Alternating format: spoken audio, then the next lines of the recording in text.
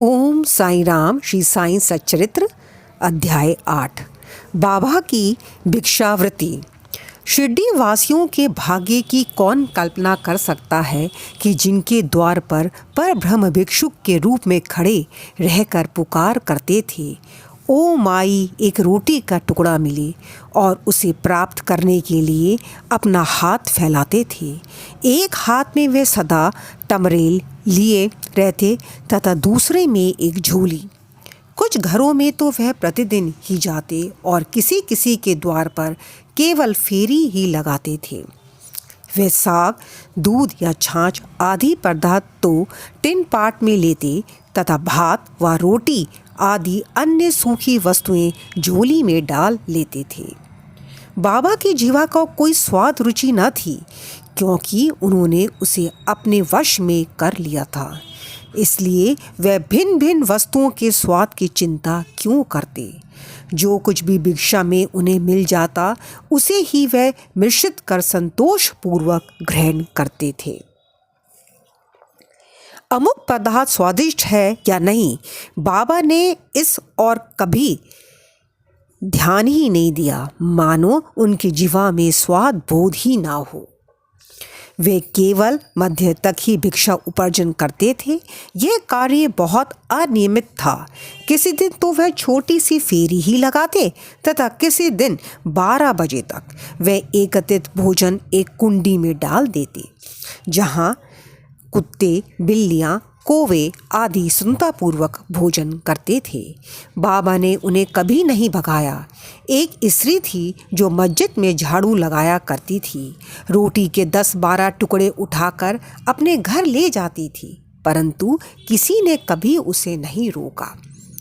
जिन्होंने स्वप्न में भी बिल्लियों और कुत्तों को भी कभी दुत्कार कर नहीं भगाया, वे भला निसहाय गरीबों को रोटी के कुछ टुकड़ों को उठाने से क्यों कर रोकते। ऐसे महान पुरुष का जीवन धन्य है। शिरडी वासी तो पहले उन्हें केवल एक पागल ही समझते थे, और वह शिरडी में इसी नाम से विख्यात हो गए थे। जो भिक्षा के कुछ टुकड़ों पर निर्वाह करते हों, भला उसका कोई आदर कैसे करता। परंतु यह तो उदार हृदय, त्यागी और धर्मात्मा थे। यद्यपि वे बाहर से चंचल और अशांत प्रतीत होते थे, परंतु अंतकरण में दृढ़ और गंभीर थे। उनका मार्ग गहन तथा गूढ़ था। फिर भी ग्राम में कुछ ऐसे श्रद्धावान और सौभाग्यशाली व्यक्ति थे जिन्होंने उन्हें पहचान कर एक महान पुरुष माना। ऐसी ही एक घटना नीचे दी जाती है। ब्याजाबाई की सेवा।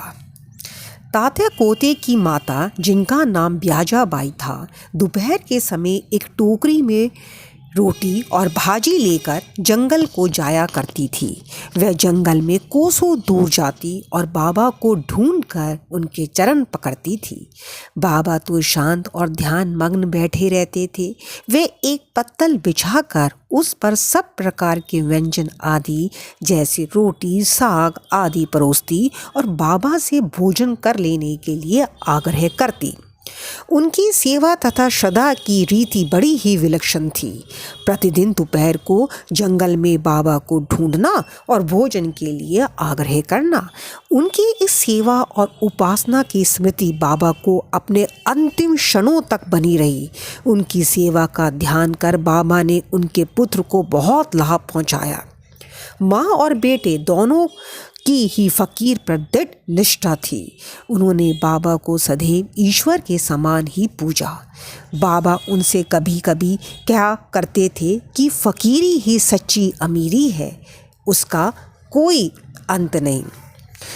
जिसे अमीरी के नाम से पुकारा जाता है, वह शीघ्र ही लुप्त हो जाने वाली है। कुछ वर्षों के बाद बाबा ने जंगल में विचरना त्याग दिया। वे गांव में ही रहने और मस्जिद में ही भोजन करने लगे। इस कारण ब्याजाबाई को भी उन्हें जंगल में ढूंढने के कष्ट से छुटकारा मिल गया। तीनों का शयन कक्ष। वे संत पुरुष धन्य हैं जिनके हृदय में भगवान वासुदेव सदैव वास करते हैं। वह भक्त भी भाग्यशाली हैं जिन्हें उनका सानिध्य प्राप्त होता है। ऐसे ही दो भाग्यशाली भक्त थे, तात्या कोते पाटिल और भक्त मसलापति। दोनों ने बाबा के सानिध्य का सदैव पूर्ण लाभ उठाया।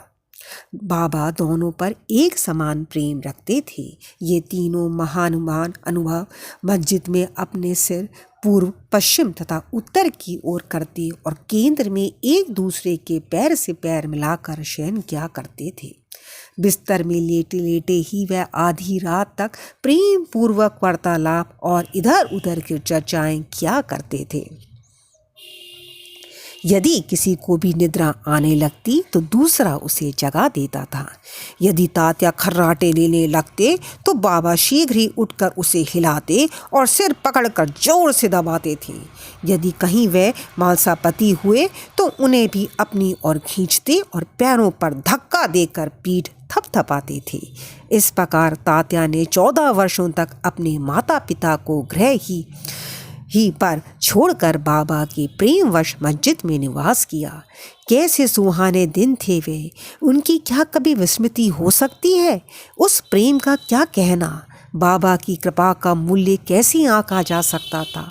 पिता के मृत्यु होने के पश्चात तात्या पर घर बार की जिम्मेदारी आ पड़ी, इसलिए वे अपने घर जाकर रहने लगे।